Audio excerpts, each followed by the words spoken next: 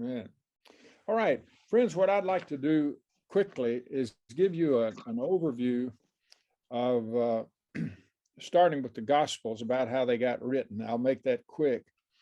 And then to spend a little time about the first century and how these infancy narratives emerged in the early church, and then just a little bit about Matthew and Luke as an introduction. And next week we will start on Matthew's explicit story itself.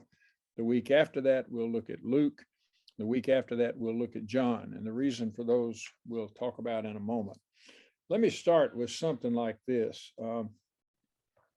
When you think about the first century, all right, if Jesus is born at the beginning of that century, we don't know exactly when he was born, and say he lived not quite the first third of it, then the second third of that history would have been the church reforming, of course, and becoming proclaimers of his death and resurrection. We call that often the Apostolic Preaching, and that was very important. You catch pieces of that in the book of Acts, for example. You also catch it in the Gospels, where there'll be something there that's being preached in the church, and scholars have been able to determine that with some fair probability, I think.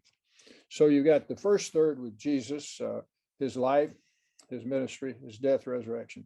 The second third would be the apostolic preaching, and they would be, of course, proclaiming things that Jesus had taught or Jesus had done and so forth. But central to that was the proclamation of crucifixion and resurrection. The third century would be the time when the Gospels were written. Mark was written late 60s, maybe 70. The Gospels of Matthew and Luke were written in the 80s. And then John was written either very late 80s or around 90. So those three areas: Jesus's life, ministry, death, resurrection, the apostolic preaching, and then third, the writing of the Gospels. And that happened across the century in that sense. Now, remember too, during the apostolic preaching, there was a lot of oral transmission going on. People talking about Jesus, person to person, telling the stories, talking about events, talking about miracles, and et cetera. And of course, again, about the crucifixion and the resurrection. So let me, if I can, then try to trace that this way. You get, first of all, the passion narrative. Of central to the church at the beginning is the story of crucifixion and resurrection. I think that's what virtually all biblical New Testament scholars would say.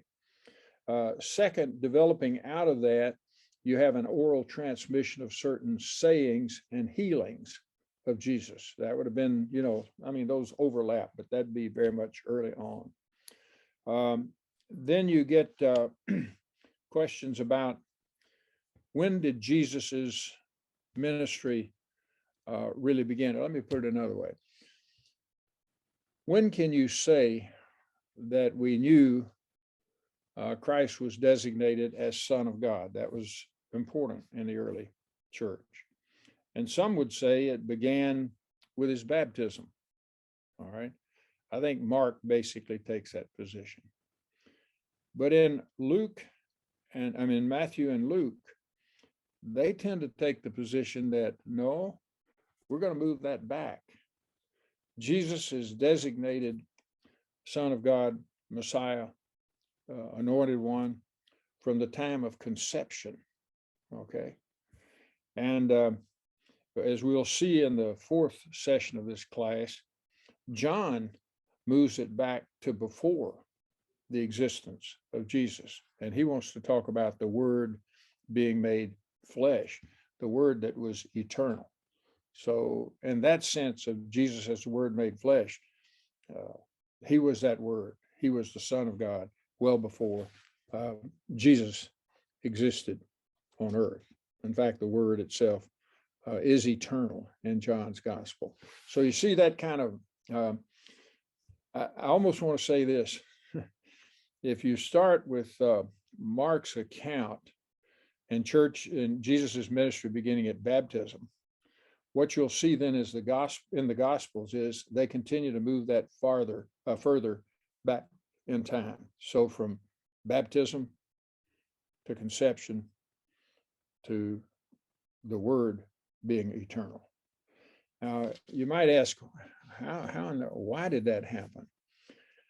I think a basic thing that Raymond Brown tells us is because as the church began to think about Jesus as Messiah, as Son of God, etc., they increasingly said, well, wait a minute, he was Messiah, he was Son of God his whole life. So they want to put it conception.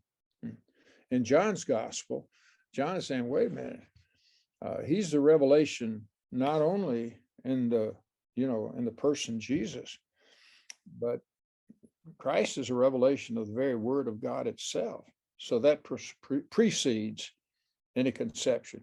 You hear how that the longer the church goes in the first century, the more further back in time, Jesus becomes that kind of saving Son of God and Messiah agent. Let me say a word about the development of the Gospels too, and this may be familiar to many of you. As I said, the apostolic preaching after Jesus' death and resurrection, the apostolic preaching is going on in that second third of the 20th century. And then the Gospels begin to be written in that last third of the 20th century. So Mark is the first one written around 70, maybe late 60s. Matthew and Luke are written, as I said, in the 80s, with John around 90, maybe the late 80s. Now, it's interesting how these things work. When Mark was written, apparently there was also, most scholars believe, a document. And that document was called Q, and that simply comes from the German. It means source, Quelle, source in the German. And basically, that's a book of sayings. And the conviction is that initially that was just floating around. Those sayings and so forth were floating around through oral transmission. But most scholars believe they were finally written down. And so that they were written down around the time Mark was. So Quelle and Mark were there pretty much together. Now, by the time you get to Matthew and Luke, let's say just roughly 10 years later, Matthew will take work from Mark and combine it with work from Q. And then he has his own special content that he puts in that gospel. So the gospel of Matthew, if you will, is a combination of Mark, Quelle, and Matthew's own material. Luke does a similar thing in that Luke uses Mark and he also uses Quelle, and he puts those together with distinctive material of his own. So those come together. And those documents are written, as I said, in the 80s. And then in the 90s, maybe even a little later, John's gospel comes together, but it's a tradition that's independent. Some would say a school of thought that developed independent of those. So you get that picture of how the gospels developed. Now, the stories, the infancy stories, are only in Matthew and Luke. There is no infancy story in Mark, and there's no infancy story in John. So we're going to work primarily with Matthew and with Luke, and we'll do them in that order. Now, let me say a word. First of all, any questions about that? I hope you won't. Am I being clear? Is that clear? Mm-hmm. Tex, yeah. I don't understand what you mean when you say the word being eternal, so that it sounds like there was something before Christ, Jesus was born, that was seen as the Son of God or the Christ. Yeah. So what is that? What was that? Well, let me try. We'll deal with that a lot more when we get to John, but let me just try to say it right now. When you look at the word or logos in the New Testament, that's the Greek. In the Hebrew, the word means an action of God. so that when God acts through God's word. So, for example, in creation, God said, "Let there be light," and there was light. So, word means action. When you get to Logos in the New Testament, it means a great many things. It can mean reason. It can mean it can mean meaning. What is the meaning of human existence? What is God like? What is the character of God? So the word is so rich, and that's why I'd like a little more time to talk about it when we get to it on the fourth stage. So the word existed, if you will, in God, and that word precedes Jesus. Now, if you take a Trinitarian view, you would also argue that God is creator, God is Christ, God is spirit, all preceded the creation of the world. See, I happen to take that position, but that's neither here nor there for now. So that word is that, another way we might think about it in relationship to Jesus, you might think about word also as the character of God, who God is. And so when the word becomes flesh, the character of God becomes human and lives among us. Does that help? Yeah, okay. I remember too, we're talking here in ancient categories, and they saw the world very differently than we do. And you have not only that three-story universe of the Hebrew text, but you've also got an emergent view of the universe in the Greek world.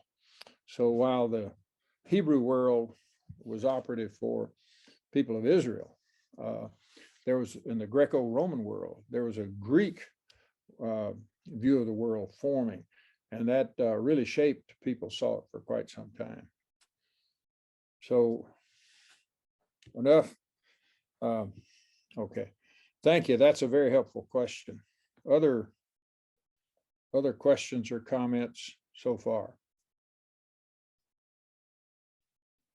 All right, let me take a step, and then we'll throw it wide open to you. Okay. I want you to notice too, as you read Matthew and Luke. By the way, your assignment is to read Matthew and Luke, the first two chapters of each one. Okay. Especially chapter 2 in each of them. Chapter 2 in Matthew and chapter 2 in Luke. Pay very, very close attention to those chapters. They aren't long. You can read one in a minute and a half, so not long at all. And you're so familiar with them. I think I said somewhere recently, I was forced, that's the word, to memorize Luke 2, 1 to 15 when I was in the 5th grade. Dear God, I hated it. I remember I said to my mother, "Mama, I don't want to do this." And my mother said, "Listen, you agreed to be a member of this class, and this class is going to recite that thing come Sunday, and by God, you're going to memorize it." So I did, and I'm so glad I did, because what it did was it made me fall in love with the stories, And but let's look at the stories and notice some differences. They do not quite fit. Okay. For example, in Matthew, you remember, you have after Jesus is born, we'll talk more about this in a minute, but an angel appears in a dream. Remember, in Matthew, revelations occur in dreams. In Luke, they'll come through angels. Now, it is an angel, but it's an angel in a dream in Matthew. And he's told, because of the danger of Herod, Joseph is told to take Mary and flee to Egypt. There is no story about a flight to Egypt in Luke. Read them, you'll see it. If you've got one of these things that puts the biblical text side by side, I got a couple of them where they'll line up the text. Well, there are whole pieces here about Matthew, nothing corresponding to it in Luke. And then there'll be a long section on Luke, nothing corresponding to it in Matthew. So notice there is a flight to Egypt with the threat of Herod and the killing of children. None of that appears in Luke. In fact, after the child is born, there's a peaceful return to Nazareth in Luke.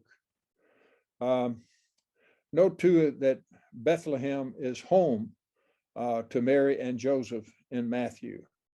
And in Luke, there's some question, though they go to Nazareth where he's raised. The slaughter of the children, for example, occurs in Matthew. It's not in Luke. Now the star, I love the star. I don't know if you've ever read closely or not, but the star appears in Matthew. There is no star in Luke. Does that surprise you? I remember how much it surprised me. I just always thought the star was in both stories until I looked at it after the 5th grade. But there's no star. You've also got the question, we have no historical accounts of the kind of unusual astronomical behavior that was going on at the time. Now, we do have between 7 and 6 BC, that is before Christ or before the Common Era is the preferred language today, there were some planets that did align between 7 and 6. Now, the question is, was Jesus born then? Probably not. How do you account for that? Probably what you have there is that these people who were carrying this oral tradition and clearly believed that Jesus was Son of God. Once you believe Jesus is Son of God, then you start looking back for evidence you didn't recognize at the time. And I think what happened is, and this is, it's not important what I think, you want to know what Raymond Brown thinks. Raymond Brown believes that folks then went back to look for evidences of Christ, and particularly for heavenly evidence. And there had been a lot of astronomical, I'm trying to say astronomical, that sounds, well, I guess you can use it both ways. But they began to look for things that had gone on in the heavens, let me say that. And there was this kind of coming together of these 2 and then 3 planets at the time that did make for a bright star. But even with that, you can't make the case that the star stood over Bethlehem. You understand what I'm saying? So probably what you've got there, and remember now, we're talking about people who think differently than we. You've probably got this. These are people who are convinced of the crucifixion, resurrection. So now let's look for evidences of that in the past. Well, certainly there would have been heavenly activity. And yes, there was some stuff going on back then. That's it. There was a star that came to rest over Bethlehem, indicating indeed that this is the Messiah, the Son of God. More about that kind of thought in a minute. The point here is not people who were being dishonest. The point is, this is the way people thought in that world. Am I making that distinction carefully enough? Also, notice that an angel of the Lord appears to the shepherds in Luke, but in Matthew, it's an angel, but the angel appears in a dream. And as I had indicated earlier, Matthew tends to work with revelation through dream, and Luke tends to work with revelation through angels. Notice too that in Matthew, you have the wise men. There are no wise men in Luke, but Luke instead has shepherds. Now, I've got the little Christmas sets that I love. I tend to collect them. And so I've got shepherds on one side carved, one of them carved in Bethlehem, it says. It might have been made in China. But one of them has the shepherds on this side. We have the wise men on the other. We have the baby Jesus and Mary and Joseph, and then we have animals. Now that's a putting together of Matthew and Luke, but the stories themselves are not nearly so easily managed as one. And I like to think of them this way, that these are not biographies. These are gospels. And how do people, as utterly convinced as I think the early church was, as I am, that Jesus's crucifixion, resurrection sit at the center of history. How do you explain that in terms that people would understand in story form? And so they attempt to do that. Now, scholarship has gone three ways, and then I'll be done with this, and I really want us to have a conversation then. According to Raymond Brown, when scholars first started studying the birth stories, it was quite clear to them that the birth stories in both Matthew and Luke came from different sources than did the remainder of those gospels. They just didn't seem like the same material, if you will. And they do this tight literary criticism, work with the Greek and the rest, and with the Old Testament and so forth. So that they believed it had a different origin. All right. That was kind of the first stage of scholarship. Then there was a second stage, he says. And here, biblical criticism went to work, particularly pointing out that you have a different story in Matthew than the one that is in Luke. And when they began to study those, what they discovered was both Matthew and Luke use the Old Testament in order to build their stories. What does that mean? That means if you believe that the Old Testament is the Word of God in Judaism and the Hebraic faith, then you would go back there, as you might go back into the heavens looking for something that would indicate this coming birth. They went back into the Old Testament and began to use pieces of that. For example, the star notion in Luke comes from Numbers 22 through 24. Now, my hunch is that most of you won't know what that story is. And if you ask me, where is the story of Balaam and his donkey? I'd probably have to go look it up to remember it's Numbers 22, 24. But it's that wonderful story where Balaam is ordered by Barak, who's head of one nation, He's ordered to, Balaam is a kind of a, notice the word might have been then, he's a kind of a magi, okay? He's a magi.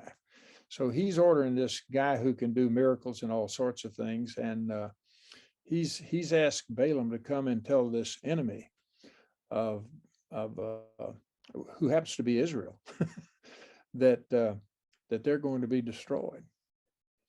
And problem is, God talks to Balaam and says, hey, I'm with these people. I'm for these people. These are my people. And you are to tell Barak that they are not to be harmed. So when he gets to Barak orders him to tell them they're dead already. And he says, I can't do that. I can't do it because God has told me otherwise. And you have that wonderful story. Now, this you may remember from preaching. Balaam is on his donkey, and he's headed toward Barak. And there's, the story is 22, 3 chapters long, so I won't do all that. But at one point, an angel of the Lord is standing in this narrow cutout place in the rock. And the donkey sees the angel, but Balaam doesn't. And the donkey won't go through, won't push the angel out of the way. And so Balaam strikes the donkey and everything else. And the donkey at one point talks. Oh, it's a wonderful story. Read that this week. Will you read the story, Numbers 22, 20. It's a wonderful story. And he tells him, Balaam gets really angry with his donkey and says, every time I've ever told you something, you always, he said, yeah, but you got me going against an angel. I'm not going to do that. So finally, he hears the word and tells Barak, I can't do it. I can't do anything that God has told me not to do. So it's a wonderful story. And then at one point there, you get this proclamation in chapter 24, where it says, a star shall rise. And of course, that's an indication of the chosenness of the Hebrew people, but also of the coming of this Messiah. Probably it was pointing to David in that story, but that star is picked up and then used in the story of Matthew. So, and there are other ways you can go back through. Matthew's version of the infant story, for example, is very much ordered after, modeled on the story of Moses, for one. So, in other words, those are the sources of these stories. Now, that was kind of the second stage of biblical interpretation. The third, and I'm done. What's been going on by the time Raymond Brown is doing his book, and he wrote it in the late 70s and then did a revision of it in, I believe, 99. He says that what's going on now is the emphasis is rather on what is the theology of the infancy narratives. You know, not doing all this kind of critique that, you know, this is not history or there's kind of, but what are they saying to us theologically in these infancy stories? So they're not biographies, but gospels. They stem from apostolic preaching, and they're greatly concerned with the saving import of the life of Jesus. Okay, that's kind of a down and dirty introduction to things. What kind of questions or concerns do you have? Well, are we meeting 3 more times? Yes. So by the third time, we will know the meaning of life. Let me put it this way. By the end of this session, there are 4 sessions. By the end of these 4 sessions, I hope that you will get a very good idea of what a top New Testament scholar, namely Raymond Brown, believes about the theology of the birth stories. And you will be informed by probably the single human being who spent more time studying that than anybody in the history of the faith. Well, I'm really looking forward. I've learned more tonight about these Gospels than I ever knew before. So this will be a good class. Thank you. As long as you haven't learned more than you wanted to know. It's just interesting that this simple story has evolved into jingle bells and all the hoopla that, gosh, do we miss the point a lot? We must not confuse capitalism and the birth stories of Jesus. Exactly. Yeah. You know, now bells can be celebrative. I don't want to be some, you know, angry guy who hates the season of Christmas. You know, it's appropriate to have bells. I think it's appropriate to decorate your house if you want to, but these stories are so wonderful, and I just hate to lose the import of that in a cellathon, SELL, in a cellathon that's really supposed to be a celebration. So I guess it's just keeping it lovely and beautiful and meaningful, but simple. Yeah. Let me say something about the stories too. And let me be quite candid with you. I don't think that the infancy stories are history. If you really press me, though, to say, Tex, you believe in the divinity of Christ, I do. How would you try to talk about the birth of Jesus in a way that would attempt to in a way that would attempt to convey some of the magnificence and the beauty of that occasion? I could not come up for the life of me with an account anywhere nearly as good as what we get in Matthew and Luke. Do I think it's historically true? No. But you know, something doesn't have to be factual to be true. And I think I learned that from a guy named Borg. Yeah.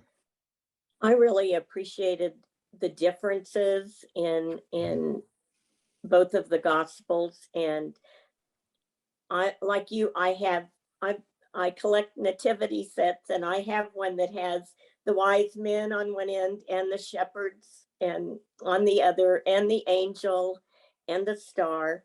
And but I think one that I got, I think I bought a couple of years ago. It was made, I think, in Africa. Huh. And it has three figures: Mary, Joseph, and the baby Jesus. And I think that's the one that, means the most to me. And I think it simplifies the story Yeah. just the way it should be. Yeah, you bet. You bet. Tex, if the birth of Jesus is so important, why is it not in the other two gospels? Yeah, let's talk about that for a moment. Let me save John to a time when I can say a lot more about it, but I'll briefly speak to it. First of all, about Mark. Remember, Mark is written in the late 60s or 70s, okay, or around 70. I think not much later than 70. Remember that the Apostle Paul dies roughly between, Apostle Paul and Peter die between roughly, we think, 65 or 70. In other words, those persecutions by Nero and the killings that went on in the Colosseum in Rome. So we believe that both of them perished during that time. So you're only 3 years out, say, let's just use that, from the greatest of the apostolic preaching. Now, Paul apparently was not a very good preacher. He was a good writer. And people talked about the fact they'd read his letters and they'd really get excited about him. And then he'd come to organize these churches, and he wasn't very excited. It reminds me of somebody I know. But the point is that what was so crucial in the apostolic preaching was the crucifixion and the resurrection. Let me back up and say it this way. Suppose you were part of the 12, and there were more than that. Let's say there were even 70 people who were really close followers of Jesus at the point of the crucifixion. Let's say it's 30 common era. Probably it was around 28. But let's say Jesus is crucified. Now you're a follower, and you put everything on the line for him. And let's say you don't get it, and you think he actually is the kind of Messiah that's going to take over Israel, and he's going to rule the world. And then he's tortured and killed in one of the most humiliating ways that you can die. You die of asphyxiation on the cross because you simply lose the capacity to raise your body up enough to increase the air in your lungs. And that's a very long process. Jesus died quickly, they say, 3 hours maybe? But people often hung on the cross for 12 hours, 14 hours.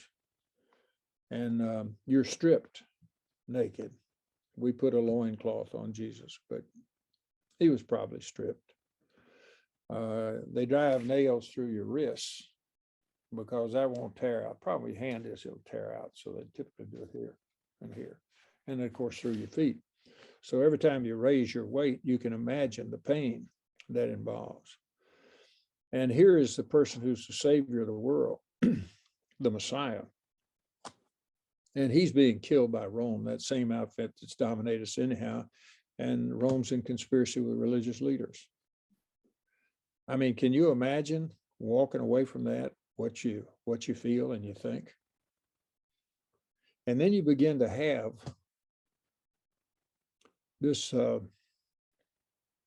these experiences. Jesus appears to these people. Now, I don't know what you do with the bodily resurrection. Rowan Williams, who's a theologian I greatly respect, he says there is no question that there was a physical dimension of that, but he does not think that the disciples were confronted with a resuscitated corpse. Okay, not a resuscitated corpse, but there was a physical dimension. And it's very difficult to believe that these people did not have an experience of Christ within days of his crucifixion. So when everything is lost, hell has won. Everything that this man has promised, it's gone to the pits on a cross, and then suddenly he's with you again. And the magnitude of that good news. And then you start to tell it everywhere. I think of something as mundane as the Chiefs. What did you say after the Chiefs beat the Raiders? They just ran all over the Raiders. And you think about how this town talked about that. That's a football game, for crying. And I love football and I love the Chiefs, but come on, be real. Can you imagine what happens if all of your hopes and dreams had been in a bucket, and 3 days later, there's life again? There really is great news. And so you start to tell it everywhere. Okay, so I'm trying to suggest with Mark doesn't have a birth story. Mark is a little more than the preparatory chapters that lead to the passion. You see what I'm saying?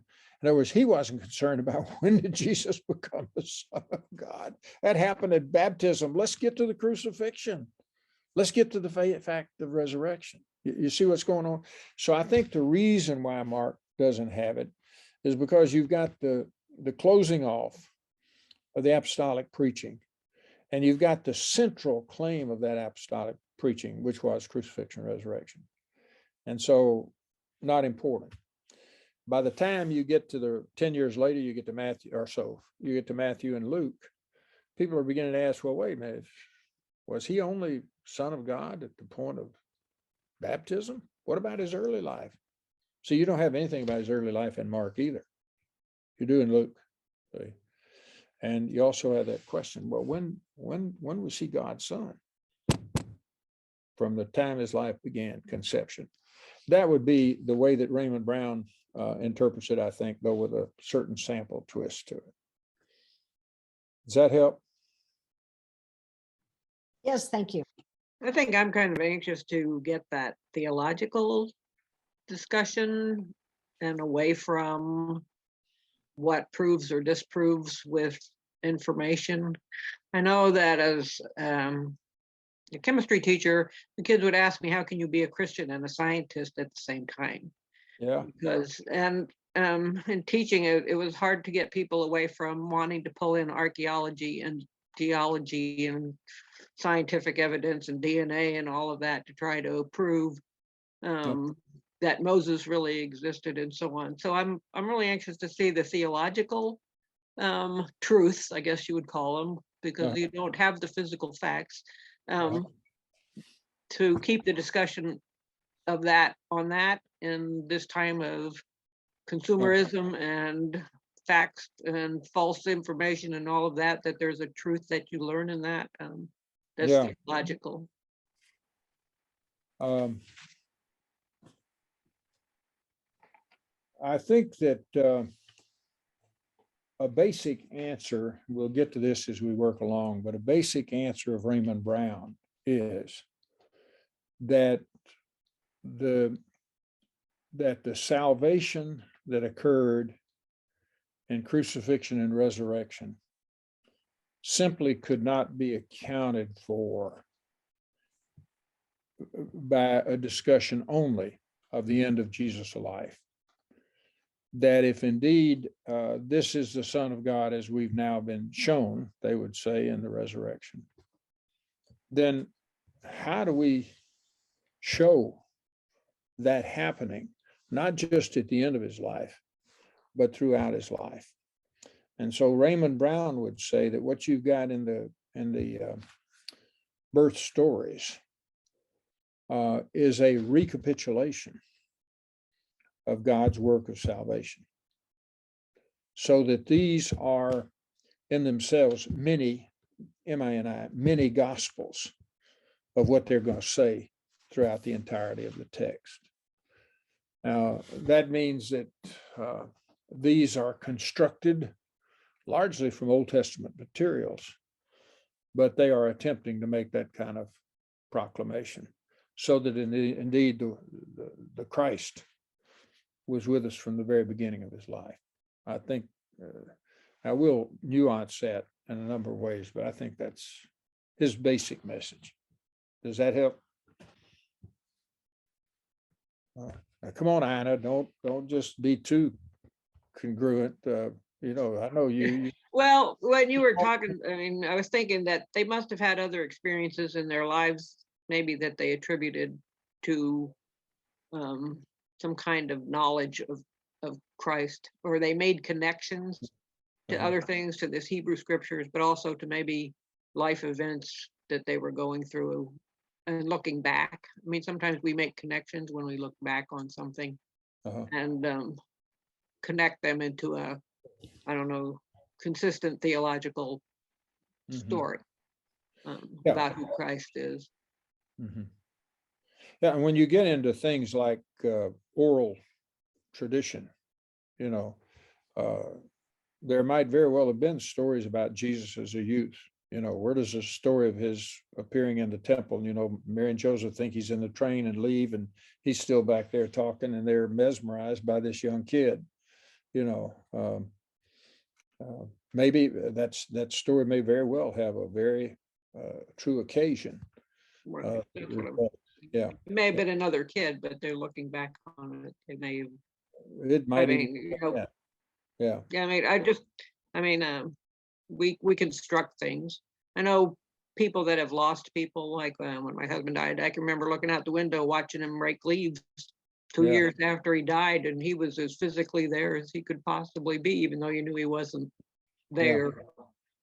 So I mean, I think there are connections those gospel writers had to make to other stories and stuff, like with the Q documents.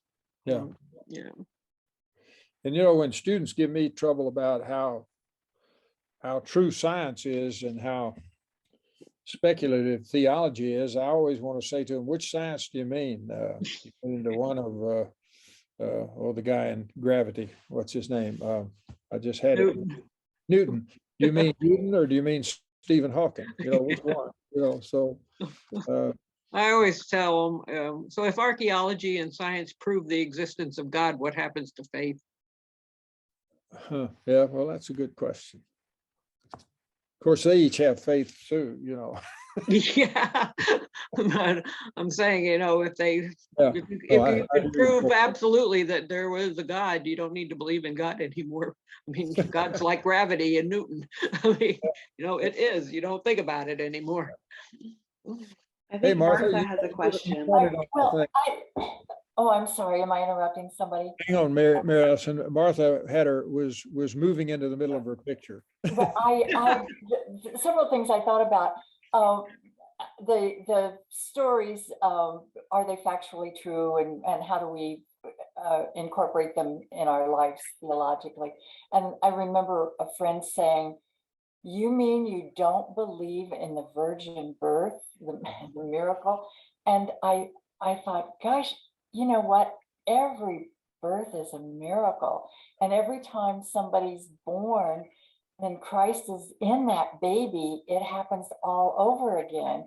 And so it seems like celebrating the birth story is celebrating us and what we go through every day, and when we get to see new babies, and that life is ahead. And yes, I agree with Ina that seeing someone who's gone on to a different life and seeing them and feeling that their presence. So I get that. And then I also understand that in those days they were trying to compete with Caesar's virgin birth, and so some of that may have come from there. But even with that, there's still so much that we can get from those stories that make life better. Yeah, it's a very interesting question. It's interesting too that one of the reasons why some people think that the birth story, for example, in Matthew, came from another source than the rest of the gospel itself, is that the virgin birth doesn't really, I don't think it gets mentioned again and Matthew. The virgin birth is nowhere mentioned in the writings of Paul, which are the earliest writings we have in the New Testament, as you know. The virgin birth doesn't seem to be playing a very important role in apostolic preaching so far as we can get at it. So, you know, there's some real substantive questions there. I probably read that theologically and not historically. I do read it theologically and not historically. Now, in 100 years, what if we discover that, no, wait a minute, we actually have those kinds of things happen, and they happened with women who had an incredible kind of a spiritual relationship with God. And they just, we don't know how it happens, but by God, it did. I don't anticipate that, but you know, it's interesting too that the lineage in Matthew is traced through Joseph. Yes. Yeah, not through Mary. Yeah. Other comments? I know we're out of time, aren't we? Other comments, questions?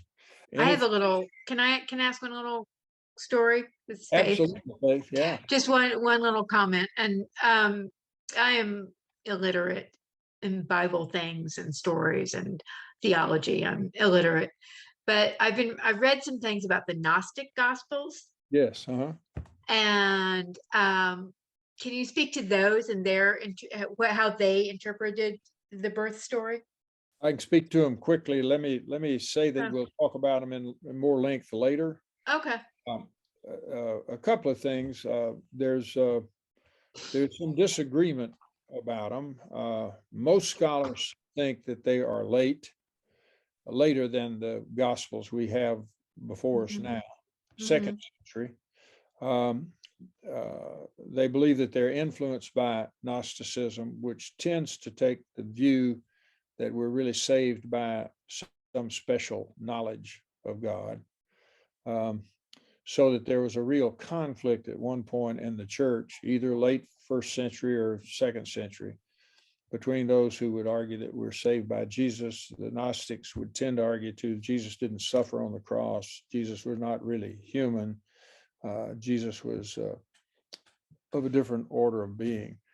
And I think that the Christian Gospels would defend very much and know he was very human. Of course, in the creeds of the church, by the way, don't be too negative about the creeds. Get into them and begin to see what's going on, what's at stake. They're very much worth looking at historically. But it was a major conflict, and those Gospels got left out of the canon around issues like materiality. We are bodies, and Christ was human, and Christ did suffer. And I really think the church made the right move on that myself. But let me deal with that maybe next week. Would that help in more detail? So because that's going to take 5 minutes or so. Right. Thank you. Okay. Go in peace, and may the God of peace and Christmas go with you. Amen. Amen. All right. Good night.